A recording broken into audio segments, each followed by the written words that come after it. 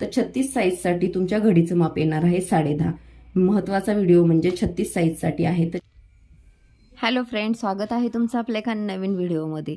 आणि सगळ्यात अगोदर धन्यवाद, तुम्ही मागच्या व्हिडिओला खूप सारं प्रेम दिलं त्याच्यासाठी. आणि त्याच व्हिडिओवर कमेंट अशा होत्या की 36 साईजचं दाखवा. तर आज मी तुम्हाला फक्त फ्रंट पार्ट 36 साईज हाच कटोरी ब्लाऊज मापं टाकून दाखवणार आहे. तर तुम्ही त्या पद्धतीने ते मापं वाढवू शकता. तर त्याच्यावर खूप साऱ्या कमेंट होत्या 36, 38. तर आज आपण फक्त 36 साईज घेणार आहोत. नेक्स्ट व्हिडिओमध्ये 38, 40 ज्या काही तुमच्या असतील तर त्या घेणारच आहोत. तर इथे मी जे आपली गरजेची मापं आहेत, जे की आपल्याला कटोरी ब्लाऊजसाठी लागतात, तर इथे एक साईडने लिहून घेतलेली आहे. तर मी ते कशी वाढवणार आहे आणि पुढे कुठल्या मापासाठी किती चेंजेस करावं लागणार आहे, ह्या गोष्टी तुम्हाला या व्हिडिओमध्ये पाहायलाच भेटणार आहेत. आणि बॅक पार्ट आणि बाही म्हणा, तर तुम्हाला मागचा व्हिडिओ पाहिल्यावर लक्षात आलंच असेल बाही कटिंग असेल. आणि जर तुम्हाला नसेल समजलं तर पुन्हा एकदा तुम्ही कमेंट करा, मी त्याच्यावर उत्तर देण्याचा नक्कीच प्रयत्न करेल. आणि इथे जेवढी मापं हवी होती तेवढी मापं आपण घेतलेली. पुन्हा हा व्हिडिओ बनवण्याचं कारण असं की त्या व्हिडिओवर खूप साऱ्या अशा कमेंट आहेत की 36 साईज दाखवा. तर त्या कमेंटनुसार मी हा व्हिडिओ बनवत आहे. तर ज्यांना कोणाला 36 साईजचा ब्लाऊज शिवायचा असेल तर त्यांनी हा व्हिडिओ नक्की शेवटपर्यंत पाहावा.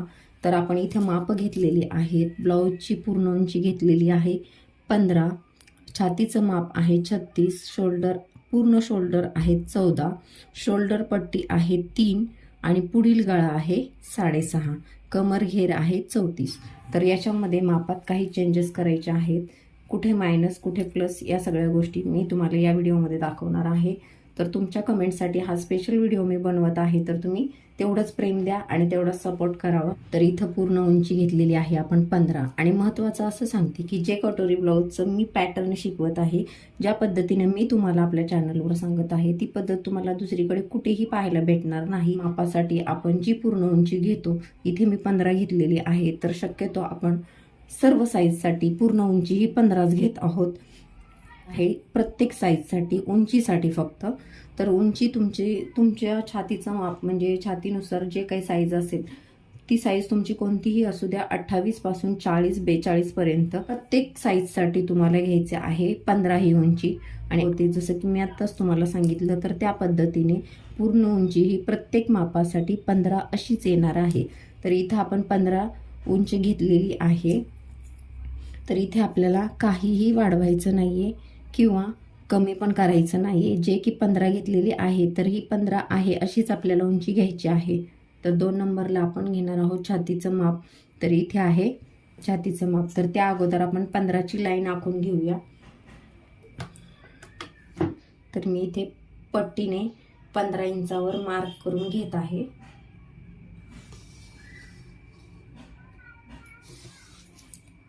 तर इथे 15 इंचाला आपण पट्टीने लाईन आखून घेतलेली आहे.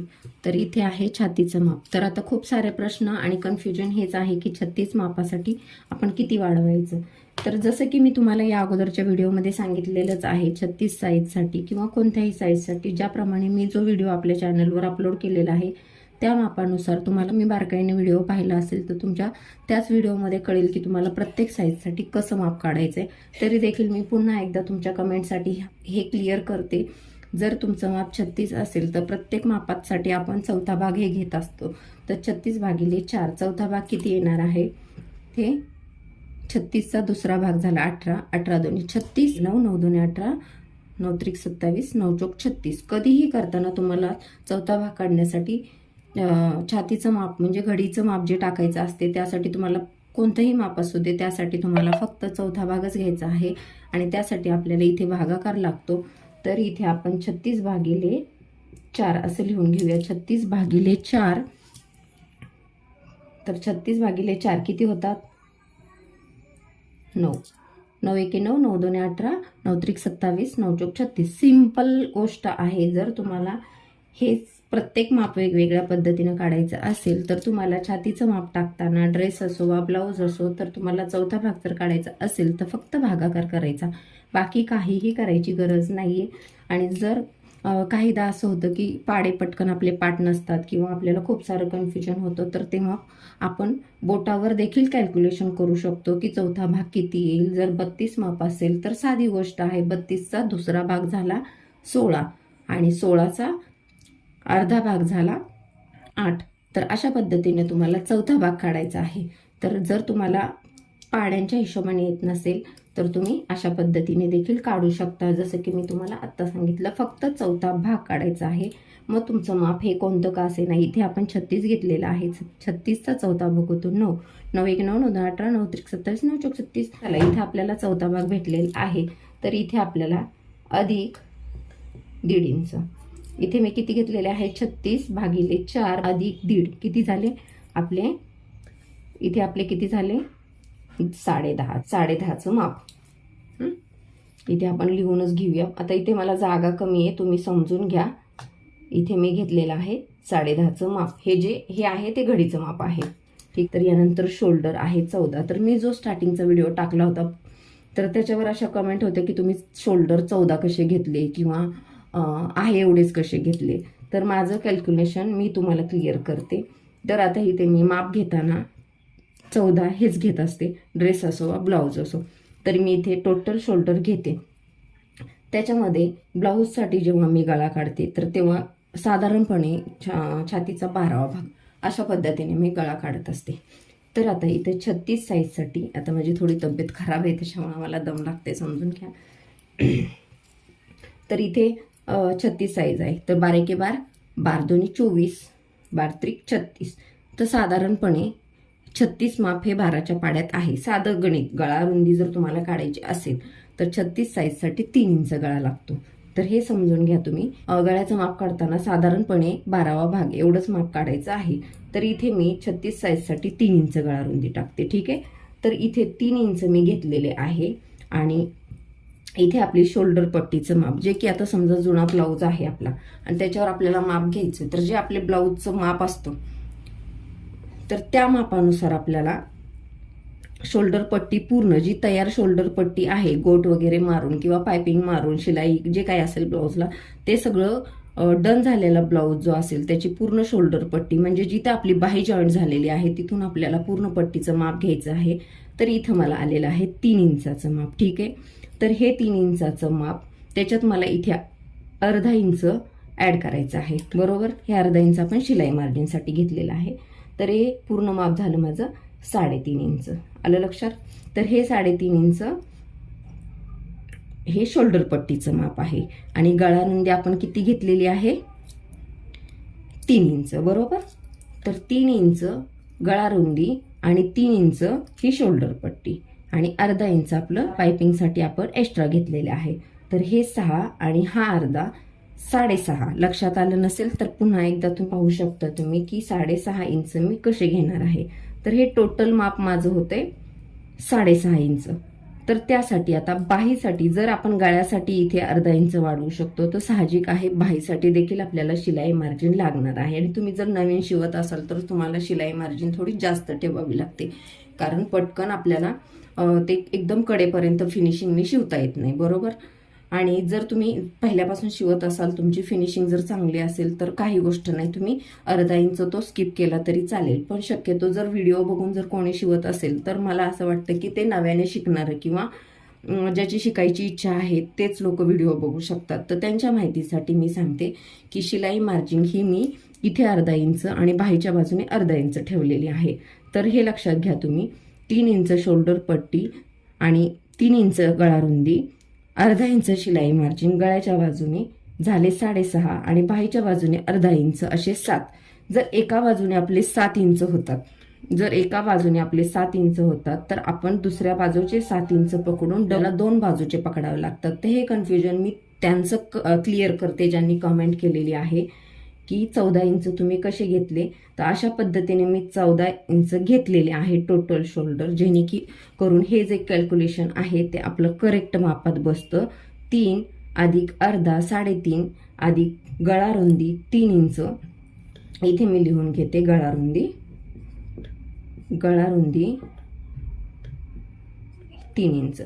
तर हे गळा रुंदीचे 3 इंच अधिक हे शोल्डर पट्टीचे 3.5 इंच अधिक शिलाई मार्जिनचा अर्धा इंच. आलं लक्षात? मी जे काही तुम्हाला आतापर्यंत सांगत होते, खूप सारं कन्फ्युजन झालं असेल तुमचं, तर साधं गणित मी तुम्हाला इथं सांगते. गळा रुंदी 3 इंच अधिक शोल्डर पट्टी, म्हणजे ही शोल्डर पट्टी, ही शोल्डर पट्टी 3.5 इंच, म्हणजे आपल्याला 3 इंच रेडी हवी आहे, तर आपण अर्धा इंच इथे जास्त घेतलेली आहे.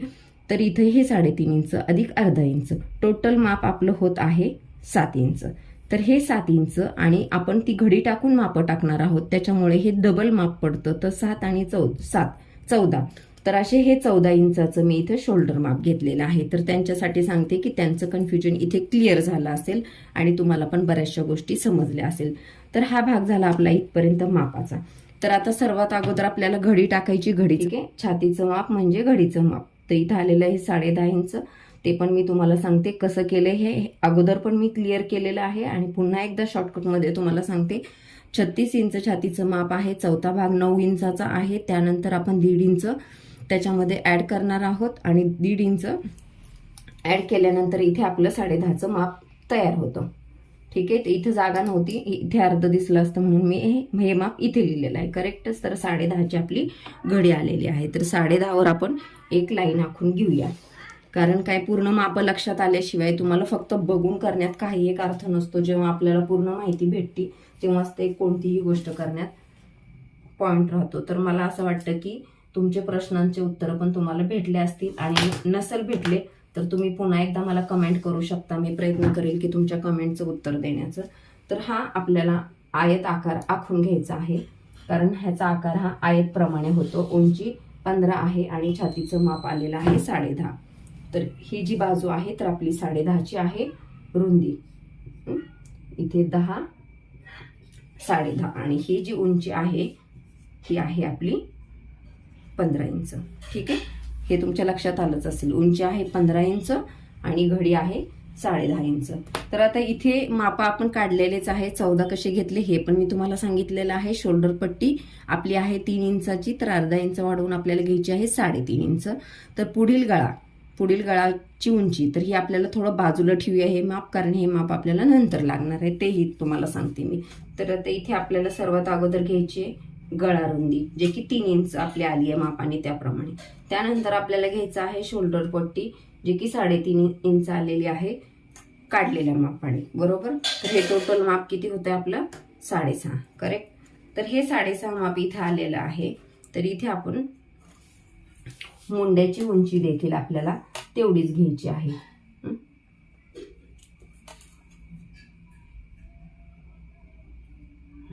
तर इथे मी 2 ठिकाणी टिक मार्क केलेले आहेत. तर त्याचं पण मी तुम्हाला सांगते की 2 टिक मार्क का केलेले आहेत. तर इथे 6.5, तर करेक्ट मापात आपल्याला तिथून खाली 6.5 वर एक लाईन मारून घ्यायची आहे. तर इथे मी एक लाईन आखून घेतलेली आहे. तर हा पॉइंट आणि हा पॉइंट आपण जुळवून घेऊया. ठीक आहे, तर हे पॉइंट आपले जुळवून घेतलेले आहेत. तर याच्यानंतर जिथे आपण गळा रुंदीची टिक मार्क केली होती तिथून खाली आपल्याला 4.5 इंचापर्यंत एक लाईन आखून घ्यायची आहे. तर ही जी लाईन आहे ती 4.5 इंचाची आहे आणि ही प्रत्येक मापासाठी सेम लाईन येणार आहे 4.5 इंच. त्यामुळे इथे कुठलाही चेंज होत नाही. साईज कोणतीही असू दे, माप कोणतीही असू दे, हे माप जे आहे एका लाईनचं ते 4.5 इंच असणार आहे. त्यानंतर हे जे मी इथे थोडंसं एक्स्ट्राचं माप घेतलेलं आहे, थोडंसं म्हणजे इथं 1/2 इंचापेक्षा थोडं जास्त आहे, 1-2 लाईन जास्त आहे, तर हे माप मी घेतले. तर बऱ्याचदा काय होतं, कधी कधी मुंड्याचं माप हे आपल्याला जास्त घ्यावं लागतं.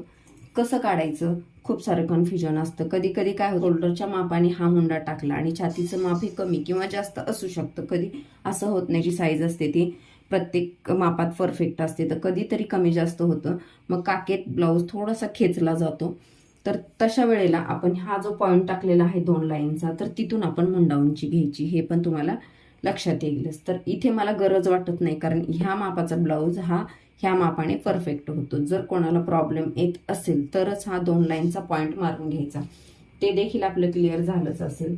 तर त्यानंतर आपण बाहेरच्या बाजूने, म्हणजे ही घडी आहे आणि ही बंद बाजू आहे, बंद बाजू, ही घडीची बंद बाजू आणि ही सुट्टी पडदे म्हणजे सुट्ट्या बाजूने. तर सुट्ट्या बाजूने आपण इथे 11 इंचावर टिक मार्क करायची. ठीक आहे, तर इथे मी 11 इंच टिक मार्क केलेली आहे. आतल्या बाजूला 4.5 इंच घ्यायचंय. आलं लक्षात. तर इथे मी 4.5 इंच घेतले. हे माप देखील तुम्ही जर मागचा व्हिडिओ पाहिला असेल ना तर तुमच्या लक्षात येईल की हे माप देखील करेक्ट माप आहे. याच्यात कोणतेही चेंजेस होत नाहीत, साईज कोणतीही असू दे. त्याच्यामुळे मी तेव्हा पण तुम्हाला सांगितलेलं आहे की बाबा बरेचसे माप सेम अशा असतात. जर आपल्याला काही वाढवायचं असेल तर हा भागाकार वाढवायचा आहे. छातीचं माप जर 36 असेल तर 4था भाग. तर हे जर तुमचा जो नंबर येत असेल ना त्याला फक्त 4चा भागाकार करायचा आहे, त्याचा फक्त 4था भाग घ्यायचा आहे आणि अधिक 1.5 इंच करायचे. तर हे तुम्हाला सगळ्या मापांसाठी सेम करायचंय. त्याच्यामुळे तुम्हाला पण तरी देखील तुम्हाला, आणि इतकी महत्वाची माहिती तुम्हाला कोणीही सांगणार नाही, क्लिअर आणि डीप मध्ये कोणी सांगत नाहीये. तर मला असं वाटतं की जे कोणी आपल्या चॅनलवर नव्याने जॉईन झाले असतील तर त्यांच्यासाठी हा व्हिडिओ खूप फायदेशीर ठरावा आणि त्यांनाही त्याचा फायदा व्हावा, हाच माझा एक हेतू असेल. आणि तर इथे आपण 4.5 इंचाची लाईन आखून घेतलेलीच आहे, पाहू शकता तुम्ही. तर इथं आपल्याला 4.5चा मध्य, आता 4.5चे निम्मे जर घेतले तर आपले किती होणार, 2.25. तर इथे मी 2.25 वर एक टिक मार्क करून घेतलेली आहे. तर इथे 2.25 झाले म्हणजे ह्या लाईन ह्या साईडनी 2.25, ह्या साईडनी 2.25 असं माप पडलेलं आहे. फक्त 4.5चा मध्य पकडायचा आहे. तर इथे घेतलेला आहे आणि जिथे मध्य पकडलाय ना तिथून खाली आपल्याला 2.5 इंचावर टिक मार्क करायची आहे, म्हणजे एक लाईन आखून घ्यायची. तर इथे मी 2.5 इंचावर खालच्या बाजूने लाईन आखून घेतलेली आहे, पाहू शकता तुम्ही. तर हे 2.5 इंचाचं माप आहे, हे 2.25, हे 2.25 असं आहे.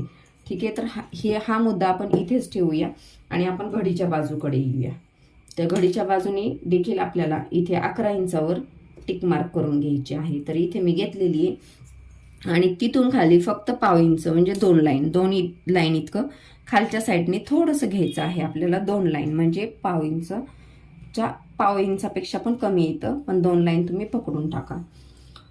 तर हे माप इथेच आपलं थांबलेलं आहे. तर हे 2.5 इंचाचं आपण माप इथं घेतलेलं आहे. हे 2.25 आहे, हे 2.25 आहे. तर सेम ह्या पद्धतीने आपल्याला इथे देखील आपल्याला 2.25 इंचावर एक लाईन आखून घ्यायची आहे. तर मी इथे एक लाईन घेतलेली आहे आणि तिथून पुढे पुन्हा एकदा आपल्याला 2.5 इंचाची लाईन आखून घ्यायची आहे. तर इथे मी 2.5 इंच आखून घेतलेले आहेत. जिथे आपल्या 2.5 इंच कंप्लीट होतात तिथून पुढे 4.5 इंचावर आपल्याला एक लाईन आखून घ्यायची आहे. त्याचबरोबर आता गळारुंदीचं माप हे आपण इथं 3 इंच घेतलं होतं. तर जे काही आपली गळारुंदी असेल, 2.5 असो 3 असो, जे आपल्या मापाप्रमाणे येत असेल तर सेम त्याप्रमाणे आपल्याला इथे ना माप टाकून घ्यायचे आहेत. तर इथे मी अर्धा इंच गोलाकार देण्यासाठी इथे थोडंसं एक लाईन मारून घेत आहे मध्यभागी आणि याला गोलाकार आकार देत आहे. तर इथे तुम्ही पाहू शकता. तर हा आहे आपला कटोरीचा पुढील गळा. तर लक्षात आलंच असेल, हे तुम्हाला कटिंगमध्ये दिसेलच. तर हे झालं, ह्याचं माप किती आलं, ह्याचं किती आलं, ह्या सगळ्या गोष्टी तुम्हाला एकदम क्लिअर झाल्या असेल. ठीक आहे. त्यानंतर आपल्याला हा जो पॉइंट आहे ना तो फक्त 1.25 इंचावर आपल्याला आतल्या बाजूने थोडासा क्रॉस घ्यायचा आहे. सेम त्याच पद्धतीने आपल्याला इथून देखील, इथं थोडंसं अंतर जास्त पडतं त्याच्यामुळं साधारण 2 इंचाच्या अंदाजे 2 इंचावर आपल्याला हा राऊंड आखून घ्यायचा आहे. तर हे झालेलं आहे आपलं कटोरीचं माप, कटोरी. तर हे आहे आपलं कटोरी माप. तर आता हे 4.5 इंच आपण इथे घेतले होते आणि हे 2.25 इंच आपण इथे घेतले होते. ठीक आहे. तर 4.5 इंचाचा पॉइंट आणि 2.25 इंचाचा पॉइंट हे दोन्ही एकत्र आपल्याला आणायचे आहेत. तर हे पॉइंट फक्त आपल्याला इथे जोडून टाकायचे. ठीक आहे. त्यानंतर हा जो मुंड्याचा पॉइंट दिला होता तर तिथून आपल्याला फक्त 1 इंचावर टिक मार्क करायची आहे. ठीक आहे. आणि ही जी लाईन आपण आखून घेतलेली आहे तर त्या लाईनला 2.5 इंच वरती खिचायचं आहे. 2.5 किंवा 2.25. आता काहीशा मापांना 2.25 बसतं, काही मापांना 2.5 बसतं. तर इथे माझं 2.5 बसलेलं आहे. जर आता हा मुंड्याचा वरचा कोपरा, ठीक आहे, हा पॉइंट या पॉइंटला आणि हा पॉइंट या पॉइंटला, असे हे 3 पॉइंट एकत्र जोडून घ्यायचे आहेत. आलं असेल लक्षात. तर हे पहा, बॅक साईड तुम्ही मागचा व्हिडिओ पहा, त्याच्यामध्ये पूर्ण बॅक साईड व्हिडिओ आहे. हा व्हिडिओ खूप मोठा होत होता म्हणून मी हा व्हिडिओ फक्त तुम्हाला 36 माप हवं होतं म्हणून हा व्हिडिओ मी बनवलेला आहे. तरी ते 36 साईजचं हे पूर्ण मापाचं कॅल्क्युलेशन मी तुमच्याबरोबर आज शेअर केलेलंच आहे आणि फक्त कटोरी कसं काढायचं या गोष्टी मी तुमच्याबरोबर शेअर करत आहे. तर हा व्हिडिओ तुम्हाला कसा वाटला हे नक्कीच सांगा. आवडला असेल तर लाईक करा, शेअर करा, चॅनलवर नवीन असेल तर सबस्क्राईब करा. तर अजून तुमच्या काही कन्फ्युजन असेल तर तुम्ही मला कमेंटमध्ये विचारू शकता. चला तर बाय, भेटूया अशाच एखाद्या छानशा व्हिडिओमध्ये. तोपर्यंत बाय.